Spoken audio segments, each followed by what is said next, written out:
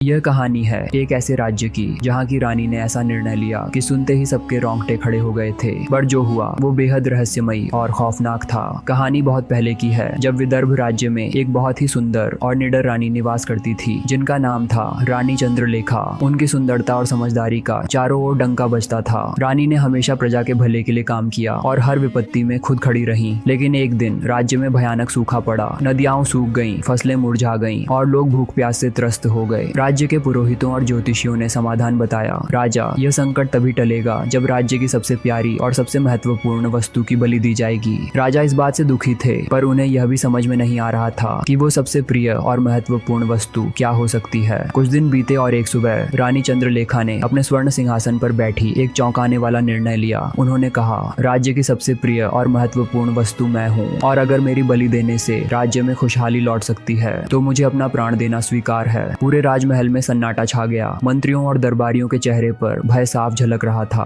प्रजा भी यह सुनकर स्तब्ध रह गई, लेकिन रानी के इस निश्चय के आगे कोई कुछ न कर सका। तय हुआ कि रानी की बलि एक पुराने निर्जन मंदिर में दी जाएगी, जहाँ पर कई वर्षों से कोई नहीं गया था। बलि की रात आई, मंदिर में अंधेरा छाया हुआ था और हवाओं में भय समाया हुआ था। रानी चंद्रलेखा अपने आखिरी पल का सामना करने के लिए तैयार थी। जैसे ही बलि की रस्म शुरू हुई, अचानक एक जोरदार बिजली चमकी और चारों ओर अजीब सी आवाजें गूंजने लगी। तभी वहाँ एक चमत्कारी संत प्रकट हुए और गरजते हुए बोले, रानी, तुम्हारी बलि से कुछ नहीं होगा। बलिदान से नहीं, बलिदान के भाव से बदलाव आता है। रानी और उनके दरबारी ये सुनकर चौंक गए। संत ने आगे कहा, तुम्हारे राज्य को इस संकट से निकालने के लिए सच्चे प्रयास और सहयोग की जरूरत है, न कि किसी खौफनाक बलि की। रानी की आंखों में संत के प्रति श्रद्धा उमड़ आई। संत के आशीर्वाद से वहीं एक तेज प्रकाश फैला और धीरे धीरे राज्य की धरती फिर से हरी भरी हो गई। लोग हर्ष और विस्मय से भर गए। बेताल ने ठंडी हंसी के साथ कहा, तो विक्रम, अब ये बता, क्या रानी का निर्णय सही था? क्या बलिदान देने से ही किसी समस्या का समाधान हो सकता है, या सही प्रयासों से? विक्रम ने बिना किसी झिझक के उत्तर दिया, बलिदान का अर्थ सिर्फ प्राणों का त्याग नहीं, बल्कि निस्वार्थ भाव का त्याग भी होता है। सही निर्णय और सच्चे प्रयासों से ही समाधान मिलता है। विक्रम के उत्तर से बेताल आश्वस्त हुआ और हंसते हुए बोला,